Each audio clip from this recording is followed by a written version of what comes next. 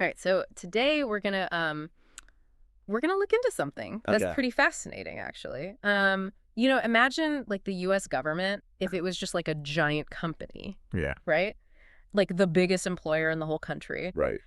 And then picture this new CEO comes in, Okay. like Trump, right? Right. With his tech buddy Elon Musk, and I'm like, all right, time for a major Downside. downsize. Like, what happens there? We're digging into a CBS News article Interesting. all about their plan to shrink the federal workforce. Okay. But Trump's been calling the government bloated for years now, right? Eh. Is that really true? Yeah. We're going to unpack all those facts about the workforce's size. Okay. How efficient is it really? Mm-hmm. Where's everybody located and what do they earn? Interesting. And then we're going to explore, like, what would a smaller government actually mean for you, the listener? Right. Would you get better services or would there be a few hiccups along the way? Yeah. I mean, it's a very complicated, it's a complex situation. Yeah. And I think there's a lot of potential consequences. Right. And it's definitely something that requires more than just looking at Yeah. numbers on a spreadsheet. For sure. For sure. Okay, so first up, Yeah. this deferred resignation plan. Okay. What is that? So they're actually offering federal employees pay through September Wow. if they agree to quit their jobs now. Really? A judge just approved the program. Interesting. And get this, over 75,000 workers have already signed on to this, Wow. offering a financial incentive to essentially leave public service. Right? It's kind of a bold move. Yeah. I wonder how that's going to impact things like morale and Yeah. expertise within different departments, Yeah. especially because it doesn't apply to everyone. Right. So military personnel, Right. postal workers, immigration enforcement, national security folks, Okay. all exempt from this deal. So it's like saying Yeah. certain jobs are more Right. essential than others, even when you're trying to downsize. Would you take that deal, though? Um, I mean, imagine getting paid to not work for months. well, that's the question, isn't it? Right. Is it tempting or is it a little bit unsettling? Yeah, it definitely makes you think. Right. But I think to your point about a bloated government, Right. Trump loves to use that word. Yes, he does. But when you look at the data, Yeah. say going back to the 1980s, Right. workforce size is actually pretty similar. Yeah. And you have to consider Yeah. the U.S. population has grown by over 100 million people since then. More people, Yeah. more people to serve, but the same number of employees. Exactly. Yeah. So is that really bloated? That's kind of the opposite of bloated, isn't it? Yeah, I think so. Yeah. It really kind of begs the question, are we asking more of the government Right. with the same amount of resources, or do we just expect less from them Yeah. than we did Yeah. back then? And there's actually research on that. Yes. So the Center for Economic and Policy Research found that fewer government workers are actually serving way more citizens than in the past. Wow. So back in the 1940s, Mm. federal workers were a whopping 4.5% of non-farm workers. Okay. Today, only 1.5%. Wow, that's a significant difference. Does that sound bloated? Not really. Yeah. It seems like we're asking a lot from a shrinking pool of people. Okay, so maybe it's not about how many people work for the government, Right. but how well are they doing their jobs right? Like, we all want efficient government. Absolutely. Right. I think the efficient delivery of services Yeah. is a very key indicator of how well the government's actually Yeah. working for its citizens. Okay, so let's put this into a real-world example. Okay. Think about the Social Security Administration. Right. They are dealing with a record 68 million beneficiaries, Wow. but they have their smallest staff in 50 years. Really? What happens? People are stuck on hold forever Yeah. just to try to get their questions answered. That's a very common problem, actually. And it's a perfect illustration of how these staffing issues Right. directly impact people like you and me. Totally. It's frustrating, and it makes you question, Yeah. are these essential programs even able to Right. function properly with so few people? Exactly. And on top of that, Yeah. a 2024 GAO report Okay. found that the government loses a crazy amount of money to fraud, up to $521 billion a year. That's a lot. That's 8% of all federal spending. Wow. I mean, just to put that into some perspective for you, Okay. that's enough to fund the entire Department of Education Wow. for over a century. That's insane. So is cutting jobs the solution? Yeah. Or should we be focusing on maybe stopping all that wasted money first? Yeah, that's the million-dollar question, isn't it? Right, like where do you even... It seems like simply downsizing might not actually Yeah. address the core issues that are causing this inefficiency? I feel like we need like a much more targeted approach, maybe focusing on streamlining processes and like tackling this fraud head on. Yeah, I think a more surgical approach is necessary. Okay, now I want to debunk a myth Okay. that all federal employees are like crammed into Washington, D.C. Right. Turns out only 7% actually work in D.C. itself, Oh, wow. with about 20% in the surrounding metro area. Okay. So not everybody's there. That's a really important point because it shows that, Yeah. federal jobs aren't just concentrated in one place. Right. They really do impact communities across the country. For sure. So who are the big players in terms of employment? Yeah. So the VA tops the list, over 487,000 employees, Wow. followed by Homeland Security, 222,000, and the U.S. Army with another 221,000. Mm-hmm. It's interesting because Trump has been talking about dismantling the Department of Education. Right. And they only have 4,200 employees. That's a big difference. Huge difference. Yeah, it makes you wonder what the reasoning is Right. behind choosing certain departments for cuts. Right. What makes one essential and another one not right? Exactly. It seems kind of random to me. It And remember those states with the biggest federal workforces? Yeah. California, Texas, Florida, and Georgia? Wow. So it's definitely a nationwide operation, not just D.C. Yeah. It highlights the fact that the federal workforce is spread out Yeah. and plays a very significant role in local economies all across the country. Okay, so time to talk money. Okay. There's this big stereotype out there that all government workers are rolling in dough. Right. And yes, the average salary is over $106,000. Yeah. But I think you have to keep in mind Yeah. that average is being pulled up by those folks with Yeah. highly specialized skills. Right. So you think about doctors and nurses at the VA, Right. lawyers, accountants. Yeah. I mean, a lot of those people could probably be making more Right. in the private sector. Makes sense. Yeah, so like the Commodity Futures Trading Commission, Huh. they have an average salary of $235,910. Wow. And 40% of their staff are lawyers. Wow. So expertise definitely comes at a price, It does. whether you're in the public or private sector. Absolutely. But here's where things get interesting. Okay. Public trust in government has been going down for decades now. Right. So Pew Research Center found that only 22% of people actually trust the government Wow. to do what's right. It's really low.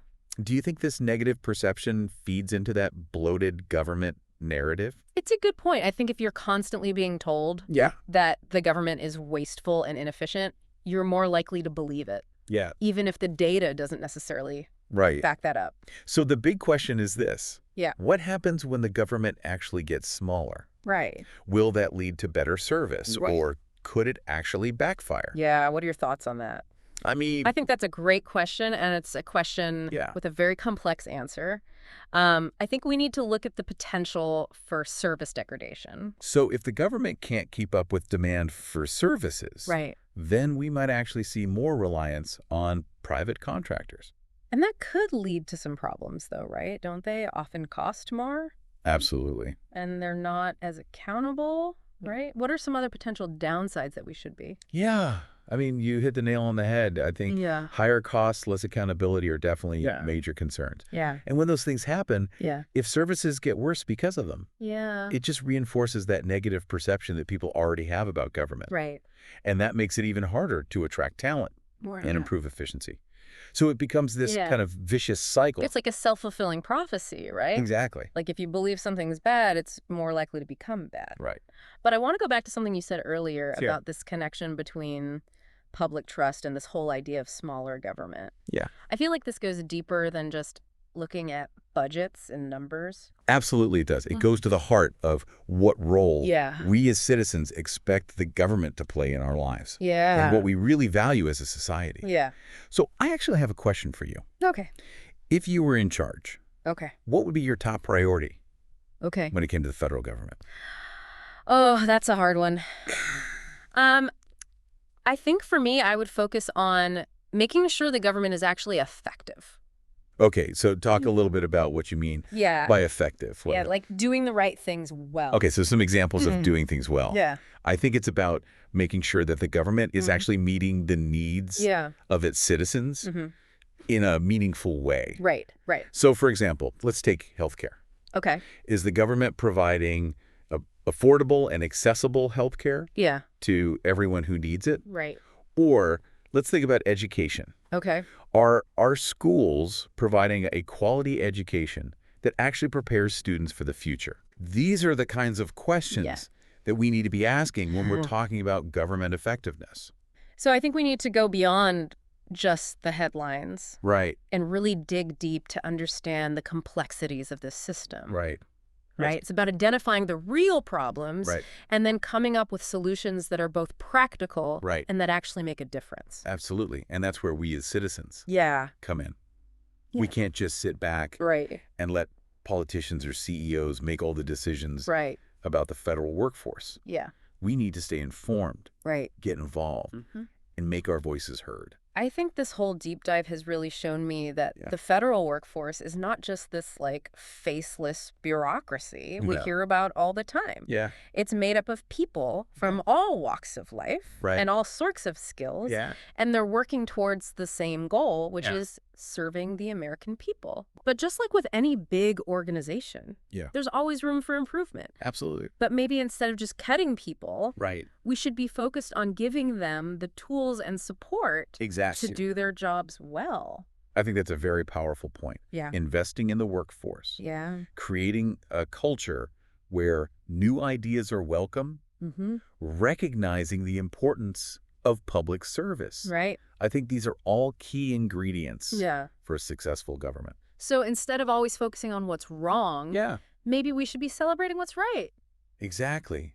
Highlight those positive things that government is doing. Recognize the hard work and the dedication of the people who are making it all happen. Absolutely well said. Thank you. I think you've given our listeners a lot to think about today. I hope so. I mean, it's clear that the future of the federal workforce is very much tied to the future of our country. It is. But ultimately, it's up to each of us to decide what that future looks like. I think it comes down to the choices we make. The actions we take. And the conversations that we have. We have the power to shape the path we take as a nation. So let's make those choices count. I agree. But before we wrap up, I want to leave you with one final question to ponder. Okay, so if you were in charge of the whole federal government for just one day, what's the one thing you would change? Oh, wow. To improve how it works? One thing. Yeah, like would you focus on trying to get like the best and brightest people to come work there? Would you try to like streamline all those crazy processes? Boost morale? Like what could biggest difference? Thought experiment. It really is. It makes you think about what truly matters. You know, it's easy to sit back and complain. But coming up with real solutions is a wholly other ball game. This deep dive has really like opened my eyes to the fact that like the federal workforce isn't just like this faceless bureaucracy you hear about all the time. It's made up of people. It's people. With all sorts of skill. From all walks of life. And they're all working towards the same goal, which is serving the American people. Exactly. And just like any other big organization, there's always room for improvement. Room for improvement, But maybe instead of just being like, cut, we should be more focused on like giving them the tools and support. Exactly. To do their best work. Do their best work. I think that's a really powerful takeaway. Investing in the workforce. Creating a culture where new ideas are welcome.